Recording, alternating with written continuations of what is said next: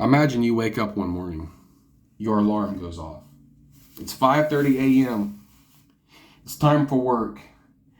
It takes you about 10 minutes to get to work, so you grab your Red Bull and you head out the door and you turn the music up on your car, but you can't find the right station in time, so you just say the heck with it and you keep going down the road.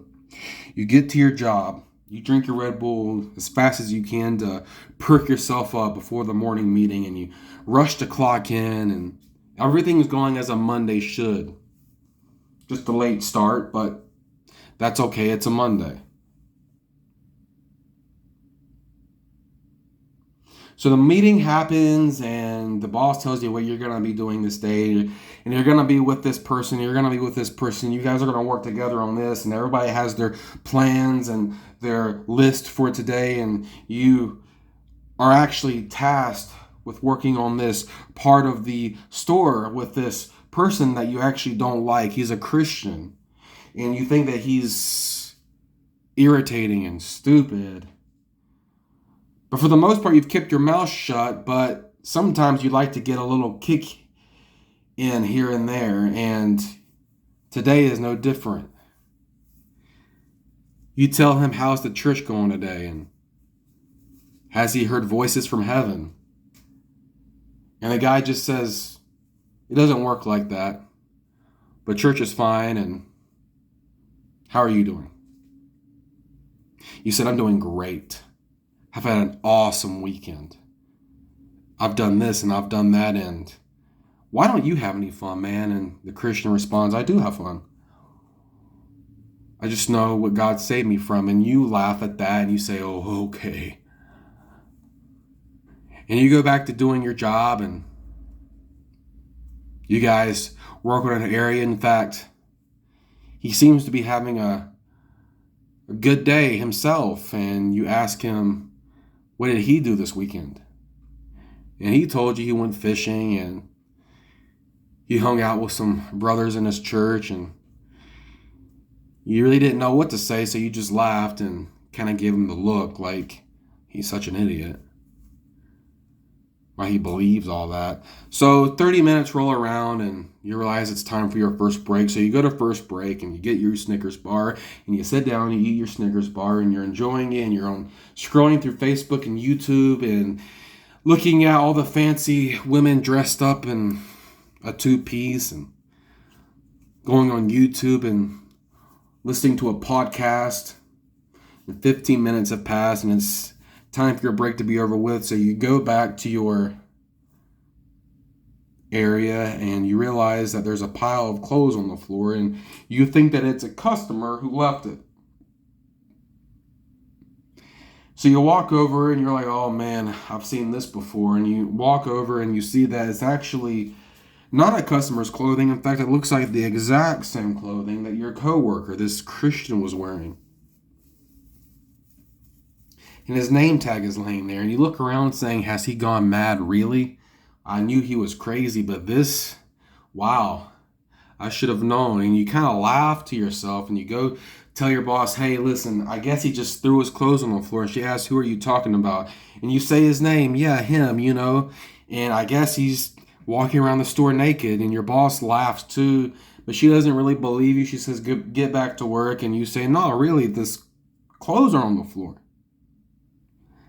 So she gets up and she walks over to the area in which you guys were working, and she says, are you talking about this pile of clothes? And you say, yeah. She's like, well, this is kind of funny, but at the same time, this is against policy, and he really is walking around naked. There's going to have to be some disciplinary action. So you say, see, I told you he was crazy. And your boss laughs and she calls him on the intercom and he still hasn't come over yet. And you're wondering, wow, maybe he just left the store naked. And so your boss calls him again through her personal phone asking where he is, leaving voicemails. And 30 minutes has passed and he's not showed up yet. And you're working by yourself. And you ask your boss, what time is lunch today? And she tells you that's within an hour. And you say, okay, I'm going to go to lunch in an hour, but may I please take a little bit longer today? And she says, yes, go ahead. You have overtime. So you don't really think about what is happening to your coworker. In fact, you're kind of glad that he's gone, and you go about your day, and you're just kind of ready for you to get off. You want to go home and you want to drink a beer, and and already you're like, I should have called out.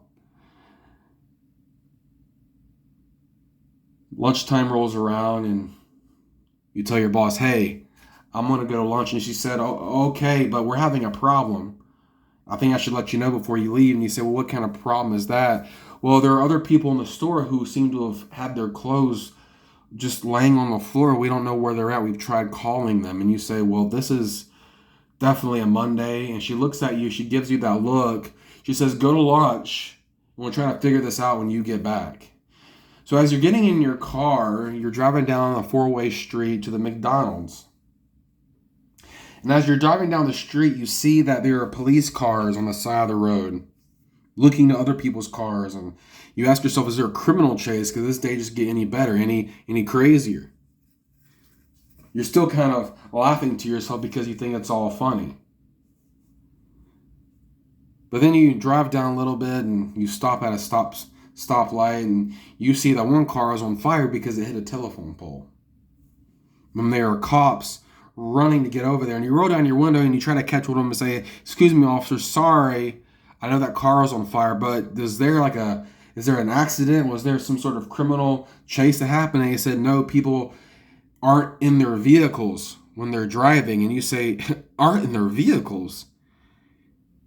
The officer said, yeah, there have been reported just a few minutes ago that people on the opposite lane saw people just vanish out of their cars. You say, well, that's impossible. They say, yeah, we know maybe it's some sort of illusion. Maybe the sun was on their windshield, but regardless, we can't find these people. You got to go.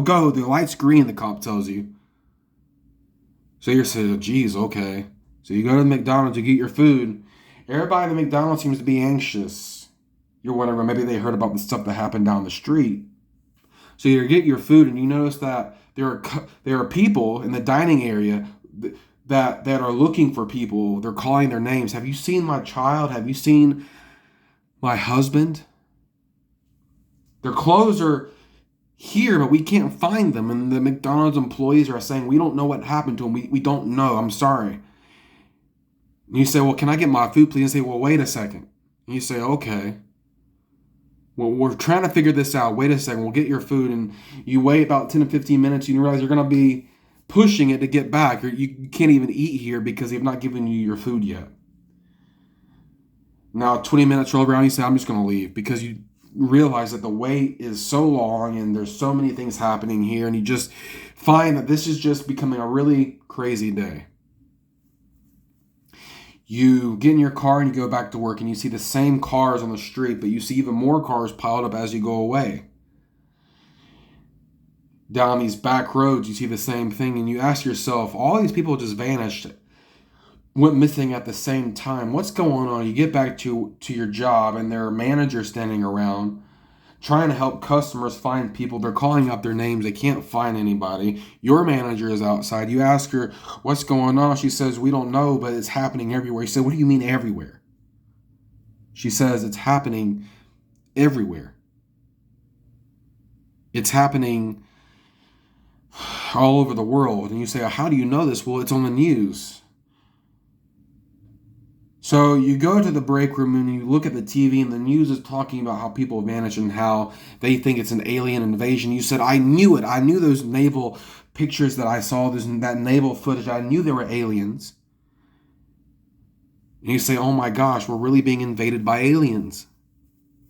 But then it dings on you, your Christian friend who, well, he wasn't really your friend. He was a lunatic. This Christian coworker of yours.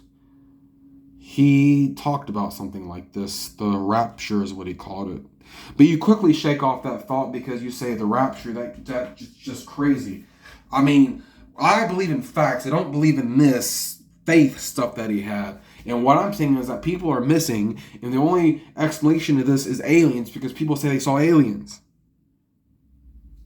So your boss tells you, listen, everybody go home. Everybody just go home today. We work is done. We don't know what's going on. Go home. So you get in your car and you go home, and you're thinking about, are these aliens friendly? Are they not friendly?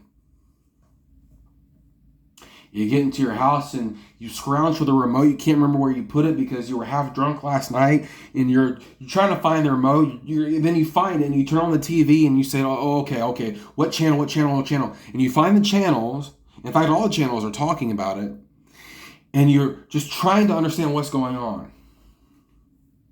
Well, channels are reporting the same thing, and you sit there. Before you know it, you've sat there for 3 hours.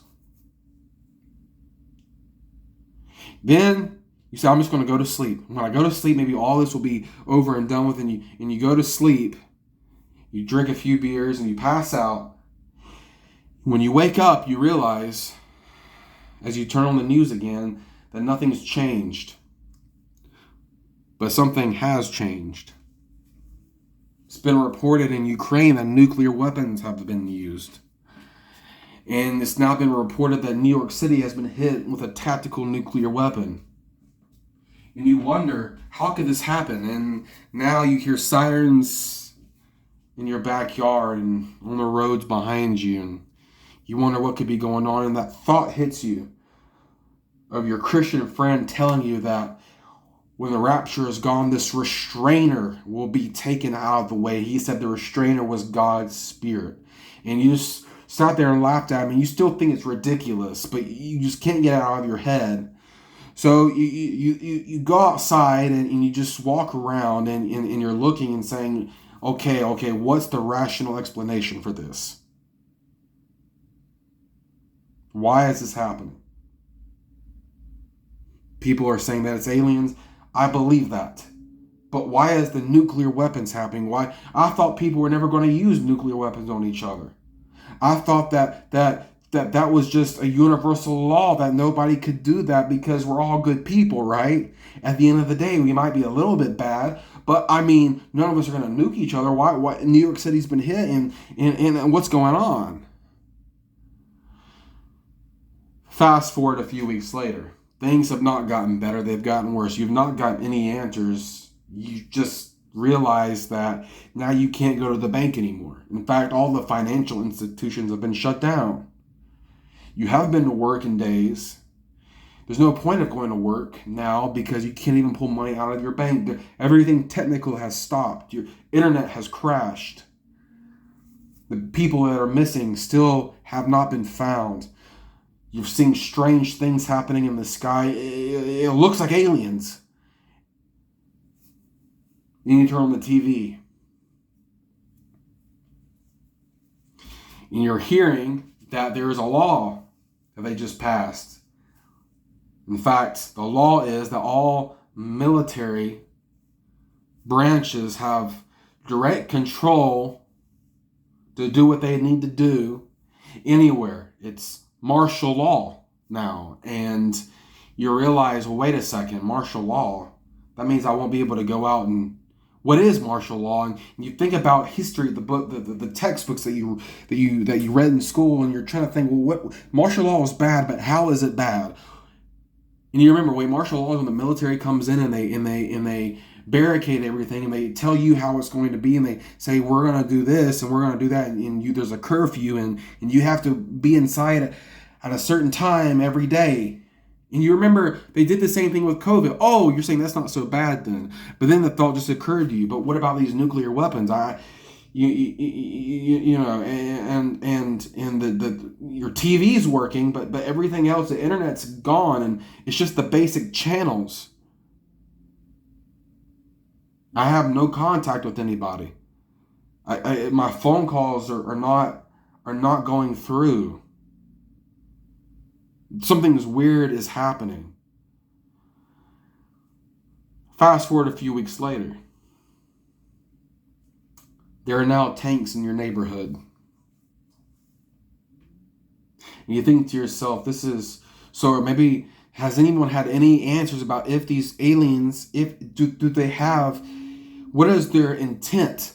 What I mean, I don't get it. I mean, are they good? Are they bad? I mean, and you ask your neighbors, and but they don't know, and there's military officials walking down the street with assault rifles and telling you to stay inside your house or they're going to shoot you, and you're wondering what about food, and you realize that the last time you went to the store it was bare, everybody had ransacked the store, and you're wondering, well, what could get worse than this? Until you hear that the capital of your own state has just been hit with a nuclear warhead. May tell you to stay in your house because the fallout will be headed your way very shortly. So you go to the basement, as they say. Now your TV won't even work. Nothing seems to be working now. Everything is completely shut down. And you have barely to no food in your house at all. The only thing you do have is a radio, which wasn't even yours. It was something that your cousin gave you years ago when you guys used to hang out. But it's a wind-up radio, and it still works. And you're winding it up, and they're telling you, stay in your house for 14 days. And you say, 14 days? I don't have enough food for 14 days. What am I going to do? So you manage to go upstairs, even though they told you not to. And you kind of are in a tight situation because the military officials are shining lights in the homes, and so you kind of tiptoe around to try to find you something to eat. You find you a case of peanut butter and a bagel, and you eat that, and you try to make what you have last. 14 days old rolls around, and you're hungry and you're thirsty. Your water's not even working. But now the radio is telling you that your internet is back up. That the fallout has gone, although there has been mass casualties. Your internet is working. In fact, there's only one internet station now. And you're just thinking to yourself, man, all this just changed in a matter of 1 month. And what's happened? Life is just, I don't know what's going on. I have nobody to talk to. There's no one around. You're angry, but you don't know what's going. You're more afraid than angry, but your anger is starting to boil now. But they tell you the internet's working, so you go and you find your PC, and you type your password on your computer, and your Wi-Fi pops up, and you're realizing that there are certain things in the house that are now working, but not everything, just certain things. The Wi-Fi, the modem is now up and running. You seem to have power in some places, still no hot water. And the TV still is bugging out a little bit. So you go online and you realize that there's only one web browser now, only one. And you try to go Mozilla Firefox or Google or Yahoo, none of them are coming up. There's only one web browser. And the web browser is only a few options that you can pick from, and it tells you what to do now, it tells you where to go, and it tells you what's the plan. And you see a trademark, a watermark that says the World Economic Forum on the web page, and you click on it, and it tells you what's happened, and they tell you about the Great Reset. And now there's this man who they have appointed to be the leader of all the world, because your president, that you find out now, after being without communication or internet for days, has died. And so, in fact, many leaders in different nations have died. There seems to be only 10 people alive now in these regions, these leaders that they say are now in control of their territories, and there's one man ruling over them all. And you remember in the history books that maybe this is a bad thing, but you don't really think about it because you say anything's better than what I'm experiencing now. So they tell you that this man is in control of everything, and he tells you that you gotta go get a chip. Well, they say that it's a health chip, and you're reading what they're telling you to do, and you're like, well, if that means I can eat, then I'll take it. But then you remember one thought. Your Christian coworker told you about this thing called the mark of the beast. and that it was going to be some chip or something that they put in your forehead or your right hand, and that it was going to control your behavior, and that you'll be unredeemable, and that it'll be poised as this good thing. And you think about that thought and you shut it down and you curse him and you curse his name. You say, I don't want to think about him anymore. I want my peace and I want my life back. So you figure out where to go, and they have a list of locations of where you can go get this health chip. And they say that if you take this health chip, you'll be allotted 50, 100 credits that you can spend on food and materials. But they say if you don't take it, you're putting everybody at risk, and they need to know where you're at so they can protect you. And if you don't take it, then you want to be a rebellious person, and so there will be severe consequences. And they say that they'll deploy the most severest of consequences if you don't take it. So you say, well, I want to avoid that. So you find out where to go to get this health chip, and you see a long line of people. Luckily, your car still had a little bit of gasoline to where you could even manage to get there. But you get there and you see a long line of people. In fact, it's at the local Walgreens, and you're like, wow, okay, so I don't have to go to a doctor's office. This is just local then. So you stand in line. You say, is this where everybody gets their chip? And some people look at you and they don't even speak to you. And some people are look like they're it's still in shock, and some people are asking questions. And so you find someone who was willing to talk to you, and they say, yeah, this is where you get in line. And they say, hey, did you hear what happened about aliens? And you say, I knew it was aliens. They said, yeah, this leader who we have now, and XXXXX is his name, and you know this leader, and you know that he was sort of up and coming, and you expected him to be a good guy, but you never expected him to be in a place like this. And they're like, yeah, he's gonna help us out, and he's gonna give us all this money, and he's gonna help us rebuild our homes, and he's gonna do this and he's gonna do that, and that's why we're here. And you say, oh great, that's why I'm here too. And you say, yeah, we get an option too, where we're gonna get the chip in our head or in our right hand, and we get that option, and we get that choice, and you know what I mean. And see, we were prepared for this. We were prepared because of the COVID and the vaccination, and we were prepared for all this, and so therefore, we were ready for this. The people who are missing, they weren't ready. That's why they were taken, says the other guy. And you agree, and you guys become sort of friends. You say, hey, what's your name? And they don't tell you their name. And they ask you for your name. You don't tell them your name either. And you don't care. In fact, now a sensation of just hostility, a gleeful hostility has taken over. And you like the feeling, and you realize you don't actually care about anybody. You just care about you. And so you're standing in line, now it's your turn. They ask you, well, where do you want this chip? You want it in your head or in your forehead? And you hold your chin, and you're thinking, well, what would be the best decision? How do you want it? And you hear commotion behind you, and there's someone screaming, I'm not going to take this. I won't take this. I know what this is. I won't take it. I've made a mistake. I was left behind. God has raptured his church, and this is the mark of the beast. And you're like, lady, people have been missing. You turn around and you say, lady, people have been missing for this amount of time. It's been months now, and you're still talking about that. What are you talking about? That's dead. God is all this, and you just get mad, and the guards come over and they take all the rifles and they shoot her.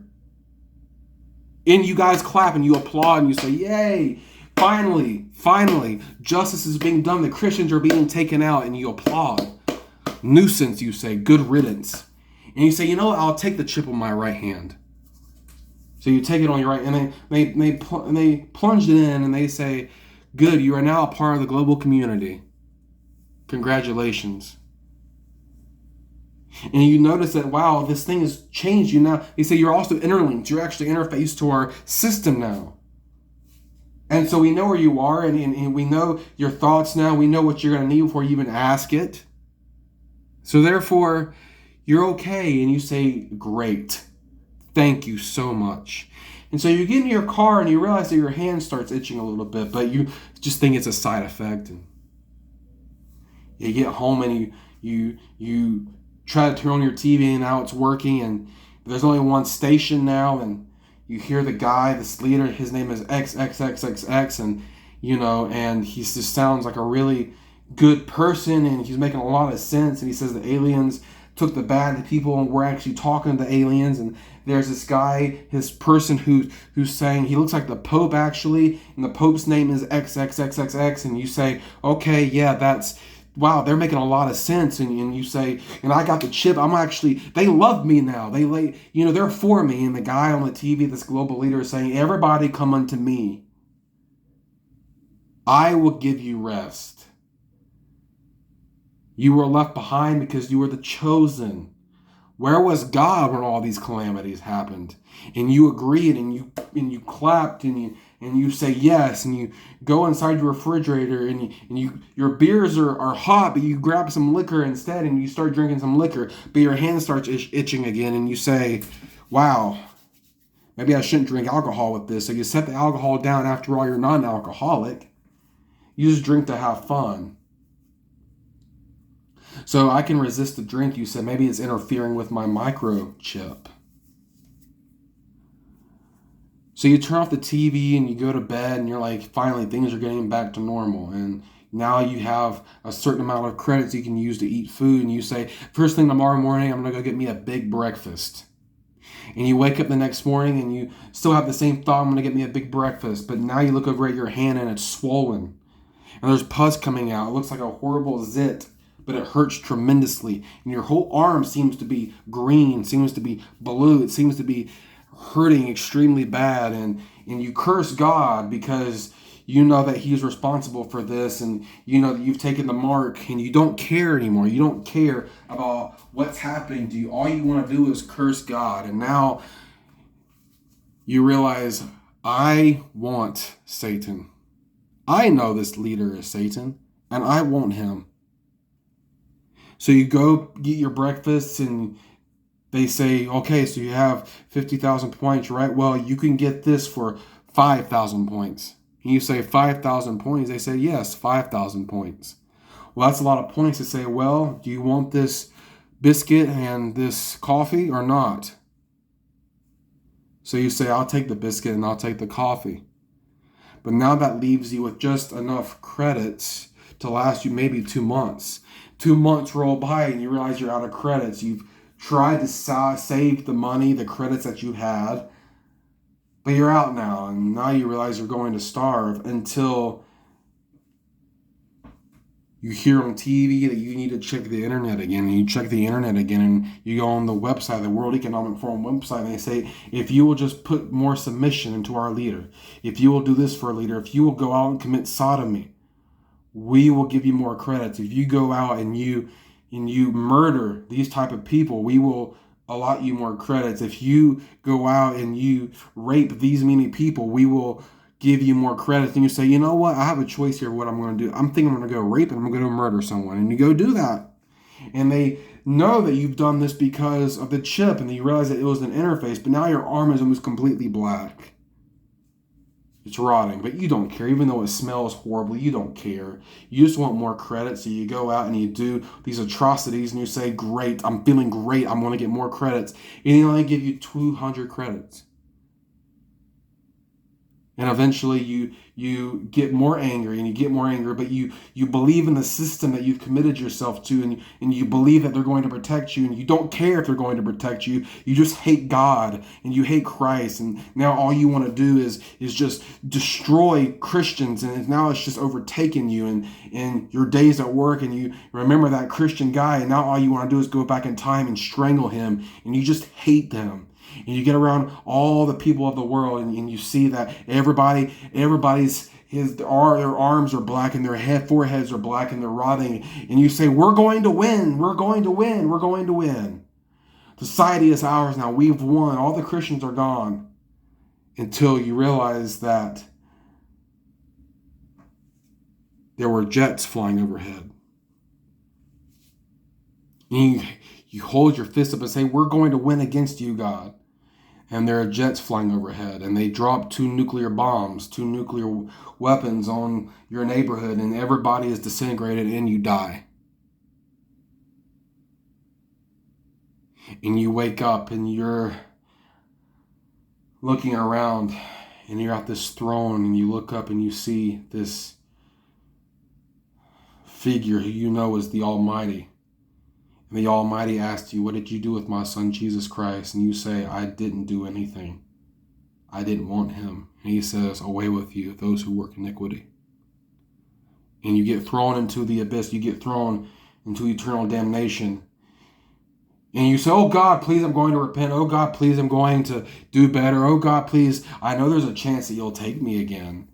But you sink further and further and further and further into the abyss. You sink further and further and further, and you still try to connive your way out of hell, and you try to plead with God that you're going to repent, but you don't want to. And eventually you realize that you're in hell because of the rejection that you made of Jesus Christ, so you begin to curse God. In fact, cursing is the only thing you can do now. In fact, that's the only thing you want to do now. And you're looking all over thinking that maybe Satan will help you and that his demons will help you, and because you love his demons and you love Satan, and you want them to be your saviors, and you want them to help you out, but you realize that they're not even there. And you remember the Christian telling you at work all those days and months and years ago that Satan won't be thrown into hell until after the 7-year tribulation. And you realize that all this time you were in the tribulation period, and you already knew this. And you look over and you see that you're just falling by yourself. There is no Satan that's going to help you. He's not here right now. In fact, you realize that you believed a lie, and you begin to curse at yourself, but then you curse God again, and the guilt and the feeling of abandonment is so much that you just want to commit suicide, but you can't. You try, you still have a physical body, but you can't. You're just falling. You end up in the pit now. You end up in the pit, and you've been here for you don't know how long now, and it seems like years. It seems like hundreds of years, and then you see these creatures fall into the abyss with you, and you realize that was the devil and his false prophet and his angels. And you say, "Over here, help me, over here." And you realize that they're in chains, and they're cursing God, and they're cursing you, and they're cursing everybody that's in hell, and they're cursing God. And you realize that now everybody's cursing God, and now you realize that you're cursing God, and you realize that there's nothing that you can do. Your whole life has led to this moment, and it didn't have to be. And there's nothing you can do but curse God and curse the truth, and you still try to lie your way out of hell, and you tell God you're going to repent, but you know he sees right through your lies, and so you just continue to curse him. Don't allow this person to be you. Don't allow this person to be you. Do not be left here in the tribulation period. I deplore you. This is the type of person that you will be if you are left in the tribulation.